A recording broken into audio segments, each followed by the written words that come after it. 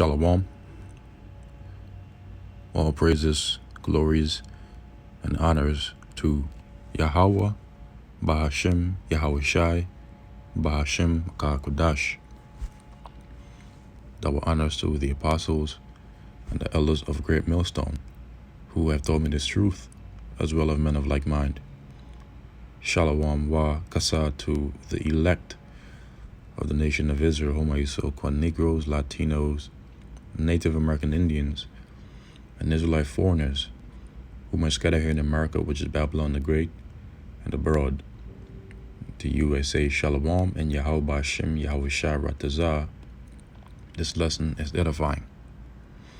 Now in today's lesson, we will expound upon a certain topic that the Roman Catholic Church, and the churches for that matter,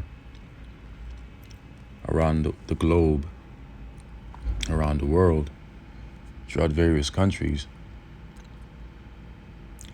have been pushing as an agenda to fleece its members, to fleece the congregation. And this tactic is known as the hell doctrine, as the apostles and the elders and older brothers on down of Great Millstone and to men of like mind have broken down is not true. That is not true according to the Holy Scriptures, more so. Now, the book that I will be reading from is a book entitled Christopher Columbus and the African Holocaust by Dr. John Henrik Clarke. Slavery and the Rise of European Capitalism. Now, it states this on page 18. Pardon me.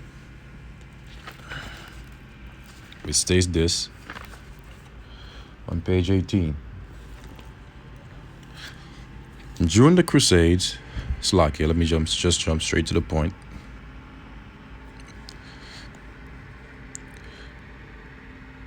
The Catholic Church, in its need for funds to build these massive cathedrals and support parasitic priests. Now, wait a minute. What does the word parasitic mean?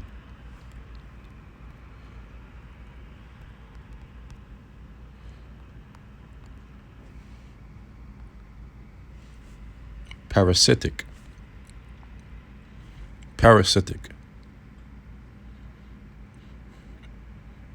By using order of operation,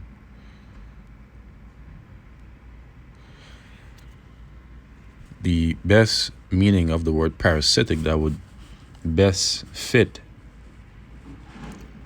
the context of what we are reading is definition 3b. Okay? Really, definition 1b. It states exploiting the hospitality of others. What does the word hospitality mean? Hospital treatment, reception or disposition. The activity or business of providing services to guests in hotel, restaurant, bars, etc. Reception of guests. And entertainment of guests. So exploiting the entertainment of guests, the hospitality of guests, of others, depending on another or others for existence or support without making a useful or adequate return. Let me read that again. Exploiting the hospitality of others, depending on another or others for existence or support without making a useful or adequate return. In other words, niggardry, in simple words, stinginess, unconsideration. Okay? Unconsideration. Now let's go back.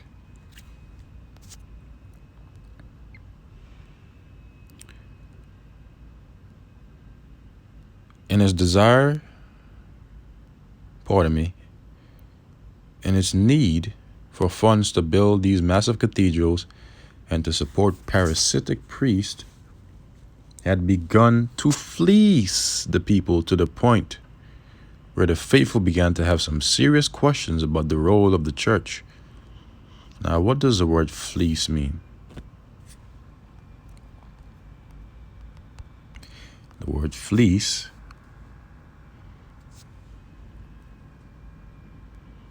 in the sense of a verb means to strip of money or property by fraud or extortion, to charge excessively for goods or services. So the Catholic Church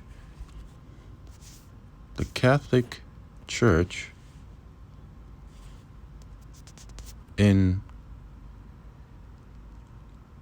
its need for funds to build these massive cathedral and to support parasitic priests had begun to fleece the people, had begun to charge excessive tithings to the people, had begun to strip the people of their money or their property by fraud or extortion. And the same thing is going on today. To the point where they were doing it so excessively, and so much so to the point where the faithful began to have some serious questions about the role of the church. The church, in its desire to get still more money, so they were still being more greedy, they were still trying to fleece the people of their money from the people, created something called purgatory. Now, this is where things get interesting. Now, the word purgatory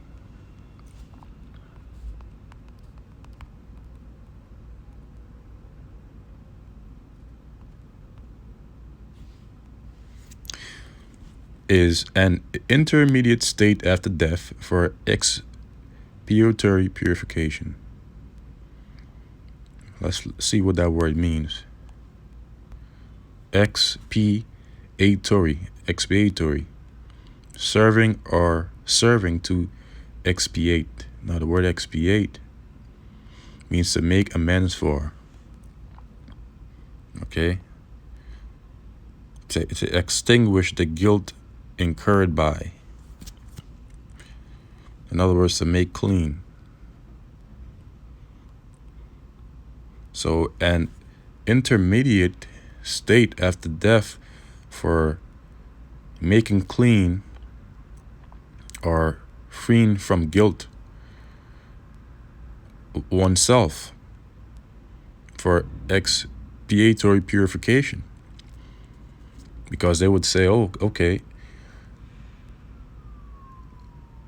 if you committed murder or you steal or you lie, you will, after you die, go to purgatory. And the only way for you to be saved out of purgatory is by paying more tithes to the church and giving more offerings to the church. And that was their tactic that they were using out of desire for more money, out of desire to build more massive cathedrals and to support their parasitic priest that had no mercy whatsoever for the congregations. It was all done to make money. In other words, it was a money-making scheme. Specifically, a place or state of punishment wherein, according to Roman Catholic doctrine, the souls of those who die in God's grace may make satisfaction for past sins and so become fit for heaven. So in other words, the souls of people that would die, according to this so-called doctrine that was made by the Roman Catholic Church, it will first have to go to purgatory to expiate itself before it would go to heaven or become fit to go to heaven, so-called. That's the whole myth behind the hell doctrine. A place or state for temporary suffering or misery. And they would say that the expiating process is basically to suffer misery, to suffer torment by a man, a red man with a horn and with a staff, a golden staff with 3 points around you, inside. And fire's just going to keep burning around you forever and ever. Your soul is just going to keep burning forever. Now, of course, they modified it over the years to make it sound even worse, to intimidate the people, to fleece the people. You see? So, the church, in its desire to get still more money from the people, created something called purgatory. Now, when you died, you didn't go directly to heaven. You went to purgatory. Your family and friends had to ransom you from purgatory. Now, the word ransom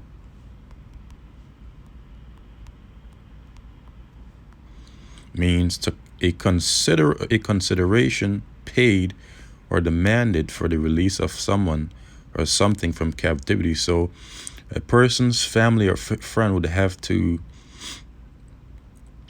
consider payment, and when doing so, demand the release of their family members or their friend's soul from the captivity of purgatory by way of the parasitic priest praying for them. And it's going to say that the more money you gave the priest, the harder and quicker he prayed to get grandma and uncle from purgatory into heaven. You see? That's the whole bullshit behind so-called purgatory, the so-called hell doctrine. It was a religious con game played on the people of Europe.